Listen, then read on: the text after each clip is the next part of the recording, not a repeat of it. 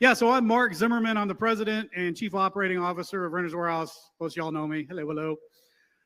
I do want to say real quick to, I just double click there. I do want to say that you do make sure to go by and visit our vendors. Make sure that you got a vendor passport, right? So you can go by and see the vendors and then put it in a bucket either at the Jet table or at the Renters Warehouse table. So you're in the very good odds for the drawing on the big screen TV. It's always fun to win a big screen TV, right? So make sure you do that. And then we're doing a little something fun too. We've got a cowboy tequila bottle thing in a bopper with shoot glasses and everything. So go by our table and get a little pink ticket. I think your odds are pretty good, unless you're like me and you've sworn off on tequila. But come by our table too as well. But make sure that you visit all the vendors. We absolutely could not put this event on, like Eddie said, without them. So it's very important to do that. And maybe you'll find somebody you can add to your team that's going to help you, right? So make that happen.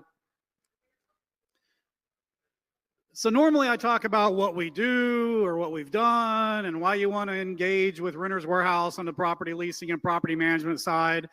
But this being our last meeting of the year, this is the time that we kind of reflect.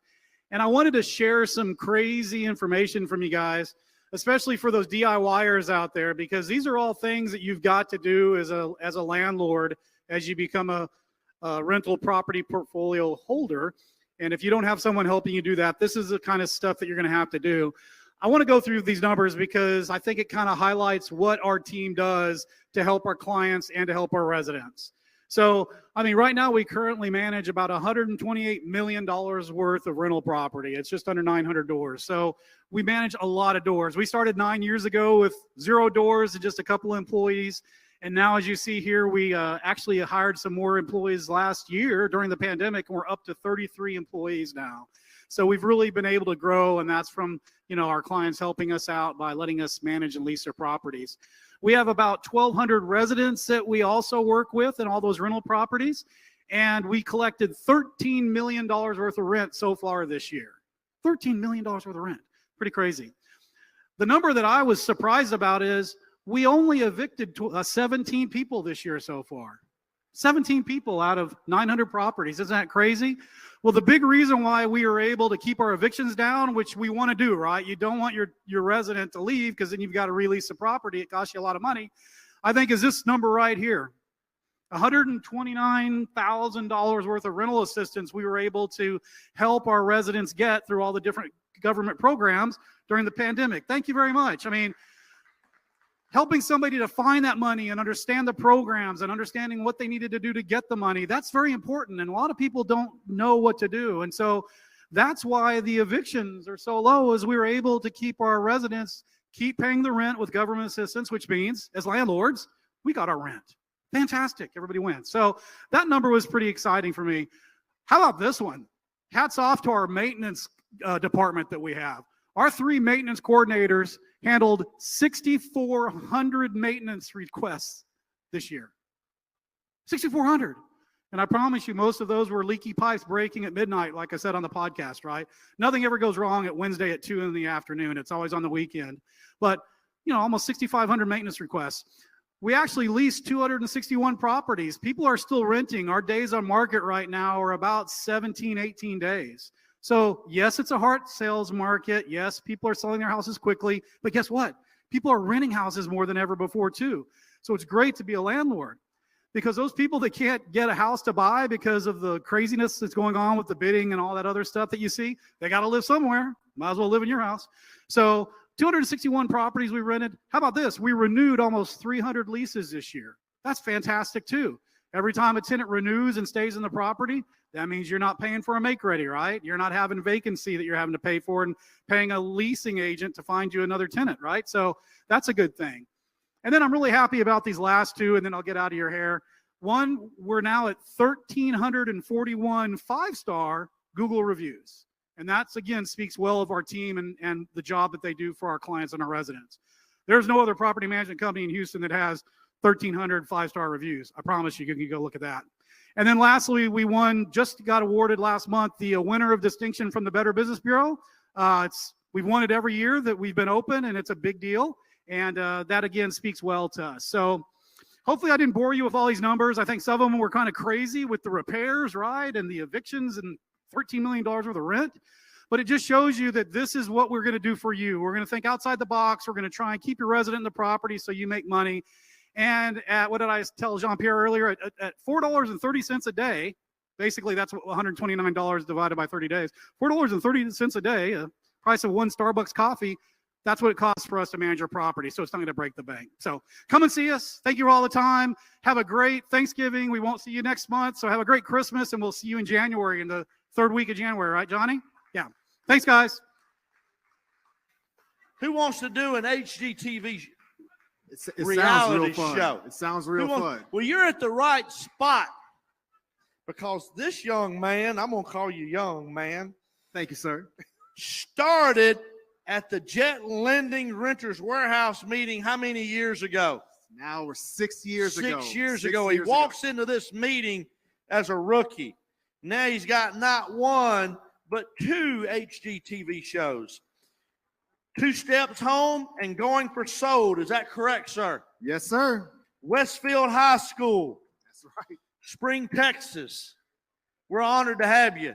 Thank you for being here. No, thank you. I give you the stage, Jon Pierre. Thank you very much. Thank you very much. And thank you guys for having me. Eddie, Mark, Rich, I appreciate you guys having me here. It really is a full circle moment for me, because I was in this crowd 6 years ago, multiple times, coming here just to try to gain as much knowledge as I possibly could, because there is a wealth of knowledge, a wealth of connects. And so this is a fantastic event that you guys put on. So I'm really, really grateful to be here and give back. Just kind of starting off, I always start our presentations with something about going for something. In this case, being here, it reminds me of what it was like being out there, and how hard it is to be bold and to be brave enough to sit out here and say, I'm going to invest in real estate. I'm going to put my money, I'm going to gamble. It's extremely hard to do. And so I really am talking to, although I know there's a huge variety of knowledge out here, I really want to talk to those who are kind of coming here for the first or second time and like, man, I really have no idea what I'm doing. And it's okay, because everyone starts there at some point. So a little bit of our background. My wife and I, we have 2 kids. She couldn't be here tonight because she's watching our 2 kids, who are 6 and 4. I come from the oil industry. I was in the oil industry for 15 years with my family, and she was a flight attendant, kind of flew all over the world. She worked for American Airlines. She also flew charter flights for the U.S. military, taking them to and from their bases all over the world, Kuwait, Germany, Japan. And so she got to see a lot of the world. I think I've seen like 3 countries, maybe. And we have 2 kids, and we kind of got to that point in life where we had our first baby. She was 4 months old, and I was kind of thinking about, how can I try to create the life that I actually want for myself? How can I step out of the shadow of my family and create something that I can call my own? And at the time, ironically, we were watching a lot of HGTV, and at that time, flipping shows were huge. Like, there was probably 10 of them on HGTV. You could watch it probably from 12 p.m. to 12 a.m. every single day. And I came home. The world was kind of putting things in motion. Oil was down that year. That was 2015. My dad was like, hey, man, you're great and all, but I don't want to pay you anymore. So I think you need to figure something else out. And I was like, okay, well, I guess I got to do that. So I was like, you know what? I'm gonna flip houses, and I have zero idea on how to do it. I have no knowledge outside of the do-it-yourself and the knowledge that my dad gave me to fix things. And so I went home that day. My wife was getting ready to go back out being a flight attendant. And I told her that we are going to flip houses. I'm going to quit my job, and we're going to flip houses. And she married me because I had a stable life. I had a great income, had a house, everything was awesome. I walk into the house, we're going to flip houses with a new baby, and you're about to leave and go back out on the road or in the air to fly. She was like, you're out of your mind. We're not doing that. That's not happening. And I was like, no, it's going to be great. It's going to be great. And I told her that like 4 times. It's going to be great. I had no idea what I was going to do, but I told her it would be great. And so we started our journey into flipping houses. And I came here probably 4 or 5 times. Our first contractor was Fast Track Remodeling, Elijah. They were fantastic. I picked them up from this meeting. We ended up getting a loan. We went through a hard money loan for the very first property.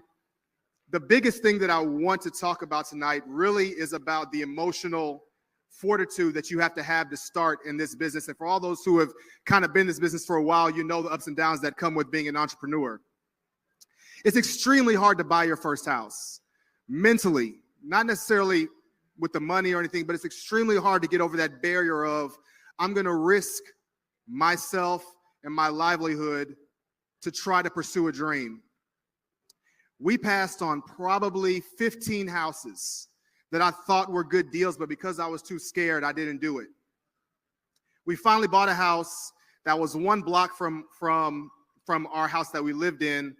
And I was like, man, this is it. I had talked to, speaking of Mark, he owned a We Buy Ugly Houses franchise. I talked to someone else who owned a We Buy Ugly Houses franchise in Phoenix. And he said, listen, you can do it one of 2 ways. You can either pay somebody $30,000, $40,000 to go to one of those real estate investment courses, or you can just buy a house, be willing to lose the money you were going to spend on that course, and learn everything you need to learn, right? So I was like, oh, well, okay. So I called my wife. I was like, hey, there's this house. It's right down the street. We should do it. And she was like, listen, man, you've passed up houses for the last 6 months. Just buy a house and let's do this. So we bought the house, and that is the house.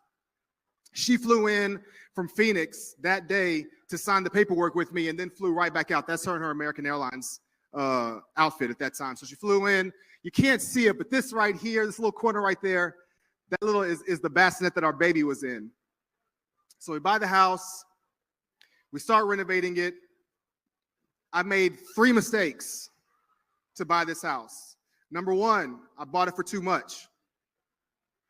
Number 2, I thought I could renovate it for less than what we ended up renovating it for. And 3, I thought I could sell it for more than I thought I could sell it for. All 3 of those mistakes are the main things that you have to know whenever you buy a house. And I didn't know any of them. So we bought the house, started renovating it. It was a beautiful home. I thought I could sell it for $200,000.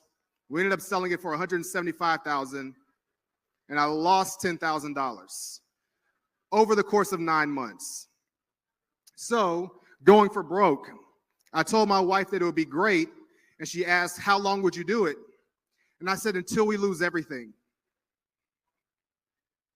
Until we lose everything. We're going to do this until we lose everything. So we took the rest of our money that we had, and we bought another house. I partnered on that with one of my best friends, pretty much my brother.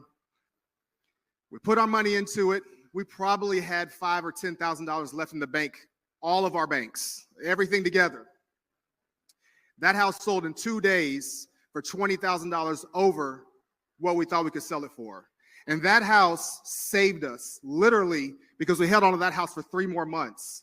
And it was a hard money loan. And if y'all have experience with hard money loans, you know how much they cost, right? So by that second house, I had reinvigorated her spirits. She was ready to jump on board, kind of, sort of, because she was still feeling the loss of that first house that we did. And we kind of came to this conclusion about how we're going to navigate this world. And almost none of it had to do with business. It all had to do with our emotional and mental attitude about how we were going to approach it. First one was trust your instincts. We didn't have a lot of knowledge, so we had to kind of go on our own backgrounds. Hers from being a manager at hotels and being a manager on planes. Me grinding with my dad and my mom and my brother and my sister trying to build a business. Trust your instincts. It's so important. If you feel like something is good, you should go for it. If you feel like something is bad, you probably shouldn't do it. If you don't know, you should find out. Trust your instincts. Stay true to your core values. I just had a conversation on the way here. One of my trades, he's a great guy. The only reason I've actually done business with him is because he's a good guy. He's a good guy. On the way here, I called him for a connect for something else, and he told me his mom died that day, today. And I almost started crying on the way here because he's such a good guy. And one of my core values is you only work with good people, period.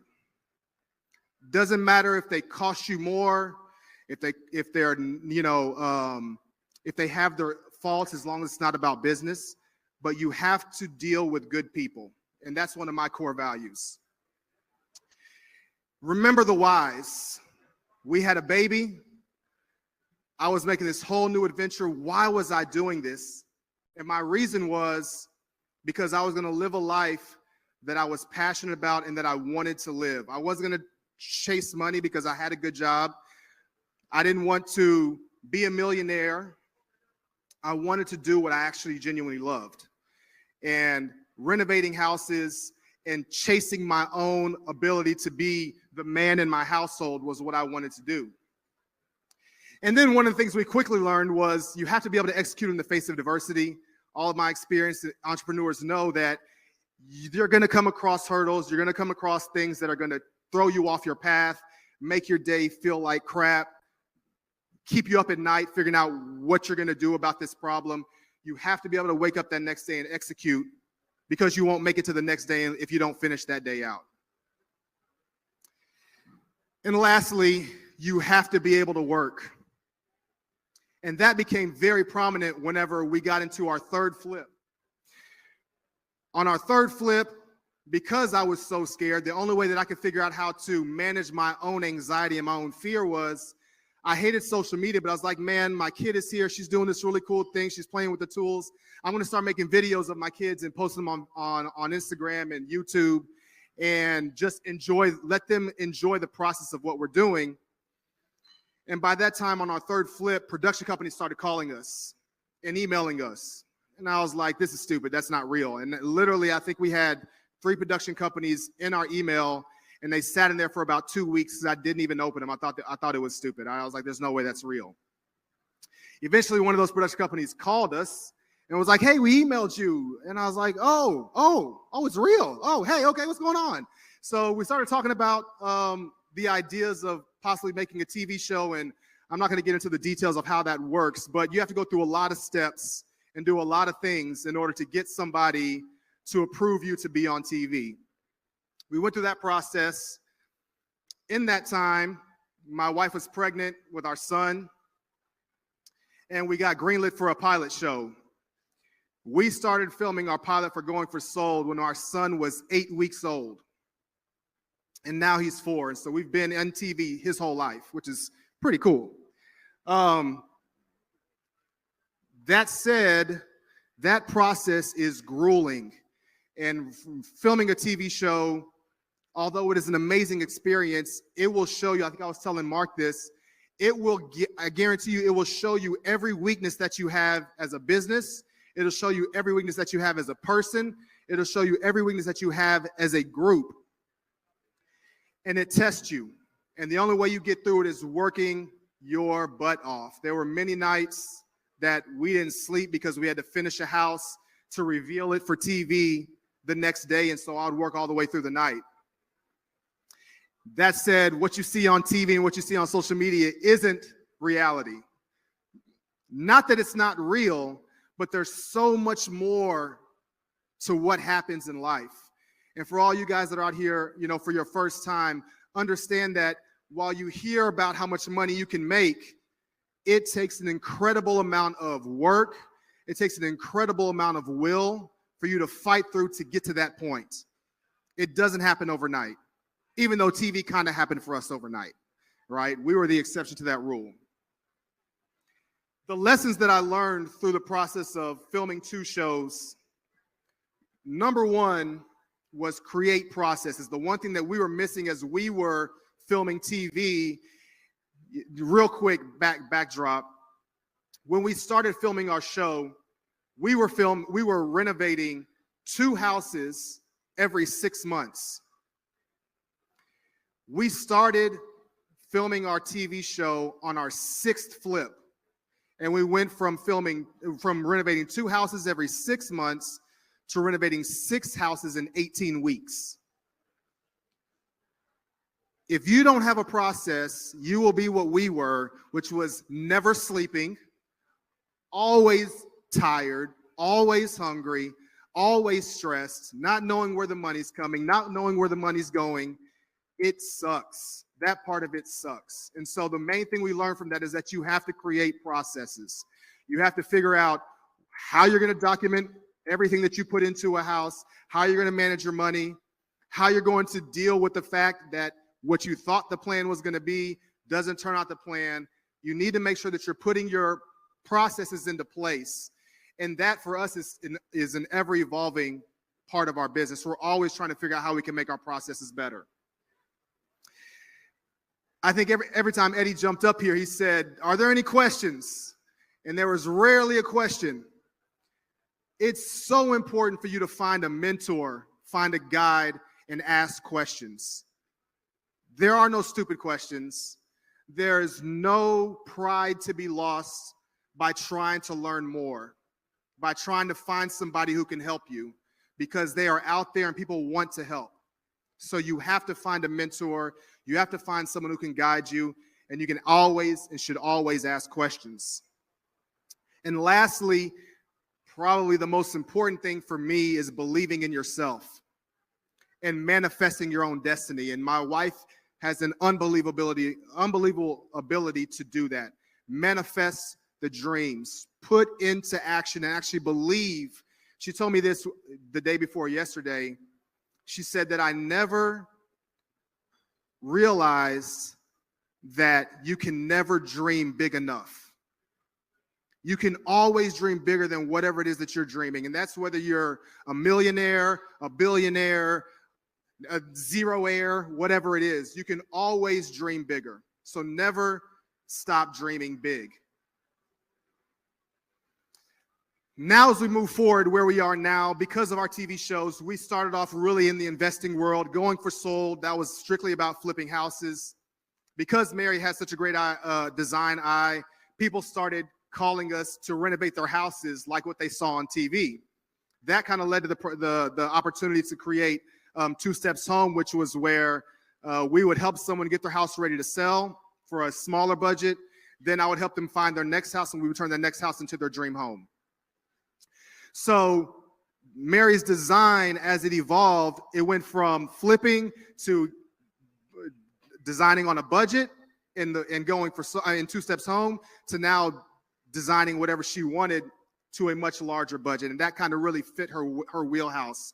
That really kind of sparked her own desires inside. And so that's what we do now. The biggest part of our success right now is finding your tribe. Finding people that you can invest in that are going to believe not only in what you're doing, but equally you believe in what they're doing and what their aspirations are. I think it's very important that you find people who want to pour into you, but also that you want to pour into them. That's very, very important. Find your tribe. Step into the unknown. Mary calls it shooting your shot. Over the last 6 months, she's been shooting her shot, doing all kinds of Instagrams, reaching out to Essence Magazine, reaching out to this person over here and that person over there. And because she's been shooting her shots, now her desire and her fire for design is giving her all kinds of opportunities. I'm learning from her right now about how important it is to shoot your shot, because you never know, nothing changes when someone tells you no. Whatever you're doing, it stays the same. But if you shoot your shot and you get one yes, it can change your life. Literally, it can change your life. So shoot your shots. And then one of the things that I've always dealt with is how fear is your savior, but it's also your barrier. Most of us, when we get scared of things, we'll either flight, stay still. Some of us are fighters. That's not me. I'm more of like a stay still guy whenever I get scared. You never know what's on the other side of your fear. I'm reading Will Smith's book right now, and he talks about that. You never know what's on the other side of what you don't know. So you should always be fighting to create your own opportunities. There's so much opportunity in here. just walking around, random people. I think the first time I came in here, I maybe talked to like 2 people. And then the next time I came and talked to maybe like 4 people. But the more you talk and the more you put your fears aside and you step into the unknown and you talk to some random person, you can have the most amazing conversation. You can make the most amazing connection, and it can change your entire scope of what you do here and what it becomes. Lastly, you have to enjoy the journey. That's why I'm in it.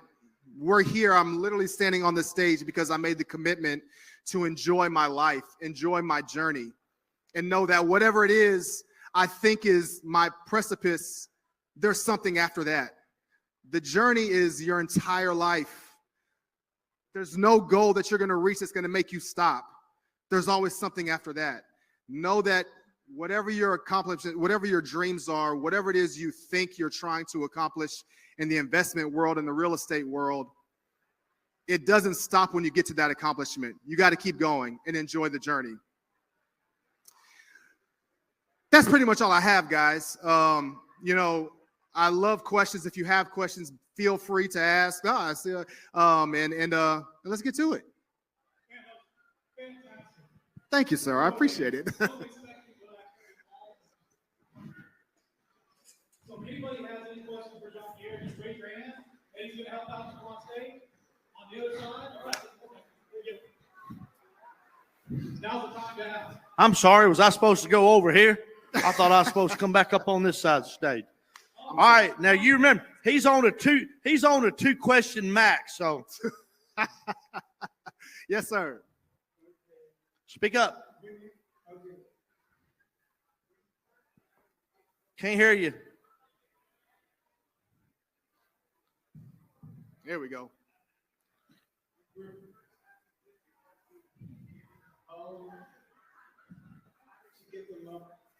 When I was having difficulties getting the loan, how did I get the loan? So the very first flip we did was a hard money loan. Because I had saved money on the side, I was buying a house that in my brain I knew was too much, but I had to do it. And so I used a portion of my own money to finance the hard. How much of my own money did I use? I put in $15,000 of my own money. Right. And then the house we bought, it was, I think the stats were, we bought it for $140,000. I think we planned on renovating it for about $25,000. What was the interest rate? Interest rate was 12%. Wow, Hard money loans, 12% interest.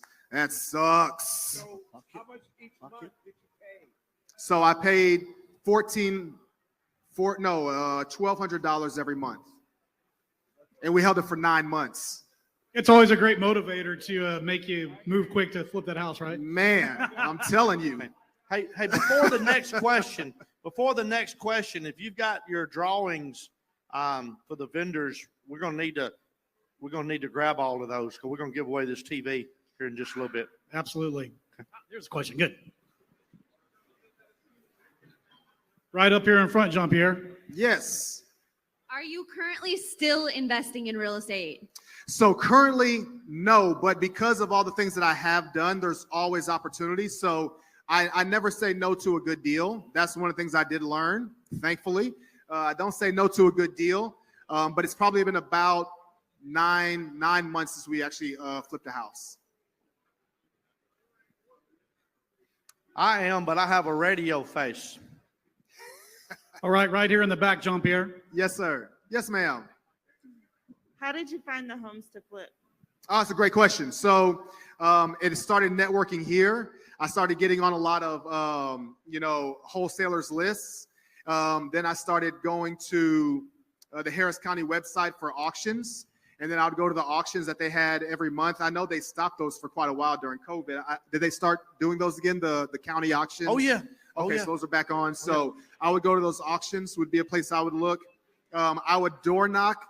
Man, that is the most terrifying experience ever. Walking up to a random door and just knocking on it. Hey, can I buy your house? Like that, man, I'll tell you a quick story. I don't know, how much time do I have, Eddie? No, you're good. Good, oh, I'm good, okay. So Door knocking.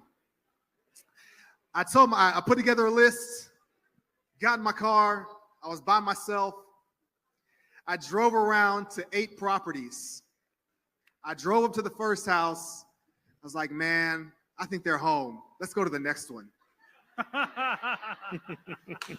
Went to the next house. Man, there might be a dog in the yard. And I'm not making this up. This is serious. There's a dog in the yard. Nah, they're probably mean. Let me go to the next one.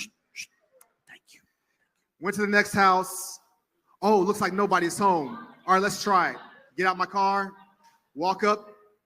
The door's like where Eddie is. I'm getting closer. Nah, let's go to the next one. I drove around to 8 houses, didn't knock on one door.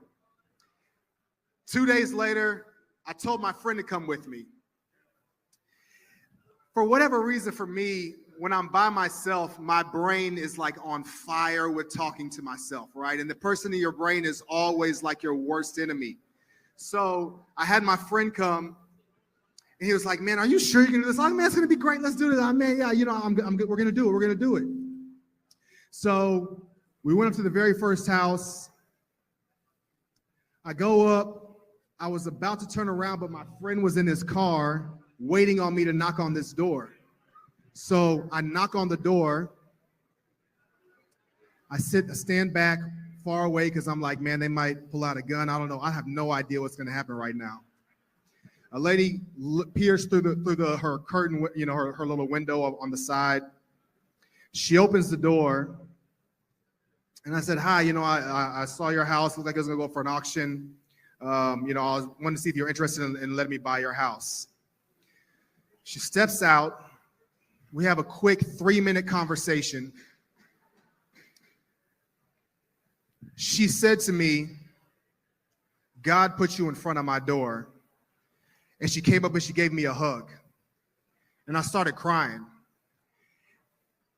It was the most revealing conversation that I'd ever had in my life on so many levels, mainly because fear is so strong and pervasive in your heart. She opened up my door and opened up my world into what's on the other side of fear. And I saved her, right? I helped her. I sold that house. Her daughter was buying a house. I'm a realtor. I helped her buy her house. She, a year later, got on her feet. I helped her buy a house, right? So that's how I did it. I knocked on, in my entire existence, I knocked on 12 doors, and I got 7 deals out of those 12 doors. So that's that. Here's one over here. So my only question is, in the midst of adversity, how do you manage to still focus on a mission? That's something I struggle with to this day. In kind of my process of going from working for a job to working for myself, I took kind of like a self-discovery course. And one of the things that I learned was that voice in your head, the one that I'm talking about, that voice is not real. But it's real, but it's not real. And so for 3 months after I took that course, I told myself that whatever that voice tells me not to do, I'm gonna do it, right?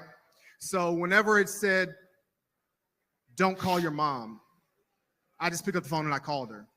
And I practiced it for 3 straight months. And so even today, like right now, we went to Tulum, and we went to this cenote. Cenote is kind of like an underwater cave. And there was a diving board. If that's the water, it was probably about where the ceiling is. And I went up to it and I looked over the edge, and they had a light in the water, and the water was like super clear. So the light showed up. You could not tell where the water was from the platform because the water was so clear, and all you saw was the light down there. So it looked like that light was like 100 feet away, right?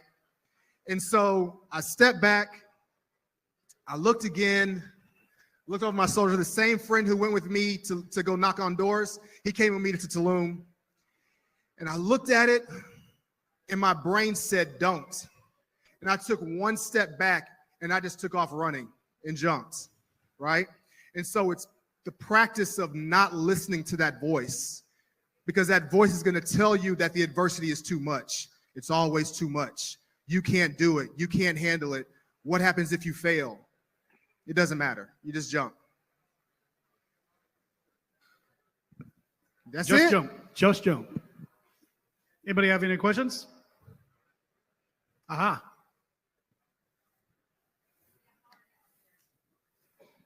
I love your hat. This has been a great storytelling. You have done really a good job. Thank you. I appreciate it. And also of even your fears, thank you. And bringing your wife in and how much she meant in the business Oh, and yeah. your marriage and your kids. It has been great. Okay, now my question. Tell me your name and tell me your business now. Let's Oh, do a thank you. pitch. Yeah, I'm terrible at You self-promotion. can pay me later. Yes, thank you, because I never talk about myself. So our business is Harper Raine Homes. It's named after our first daughter. My biggest problem is we have a son who doesn't have a business named after him, so we got to figure that out pretty quickly. Harper Raine Homes. We renovate houses here in the Houston area, the greater Houston area. On Instagram, it's at Harper Raine Homes. Facebook at Harper Raine Homes. On Instagram, I'm Jon Pierre TJP. My wife is Mary TJP. TJP is our last name. That's short for a much longer name. That's a whole nother story. But that's right. So thank you for that. Thank you.